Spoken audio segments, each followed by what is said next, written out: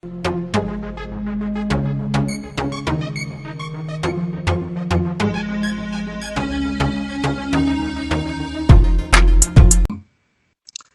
half of the table. Let's talk about Tottenham. Today they had a game. They tied it 1-1. Josh, what do you think about? How do you feel about Tottenham's performance? Because it seemed to me like they weren't a winning. Like they didn't look like a team that can win the Premier League. I mean, Mourinho's teams can look dire and drab at times. That's kind of his whole game plan, right? Sit deep, soak it up, hit you on the counter, get one, and get out of town. So, I mean, it's going to happen throughout the course of a season and a campaign. I don't think today was much any different. I mean, Kane got his and they got theirs, and, it's more drop points for Tottenham. Hoorah. Exactly.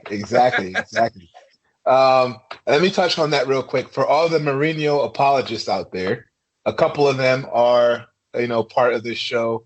Akan and KG, although Akan is an Arsenal fan, KG is a Chelsea fan.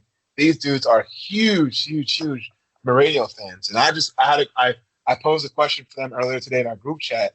Like, I wanted some post-match analysis after the Fulham Tottenham game of the Jose Mourinho brilliant counter press. Like, I want to know what's going on with the counter press. How do you counter press Fulham? That's the question I want to know. Like, how do you counter attack a team that you should be playing football against, right? So Fulham has been struggling in the table. As you guys know, they're fighting relegation. Shout out to Scotty Parker. But I was very impressed with Fulham today. They actually could have nicked the game. It's good to finally see, not only just today in this game between Tottenham and Fulham, but it's good to see that the Premier League is starting to be like any given Sunday competitive. Like, that's how I feel this season. Anybody can drop points to anybody this year, So it's actually for a neutral fan, it must be great to watch. Yeah, I'm sure it's very entertaining. If you're not in the top 30s right now. Tottenham is on 30 points.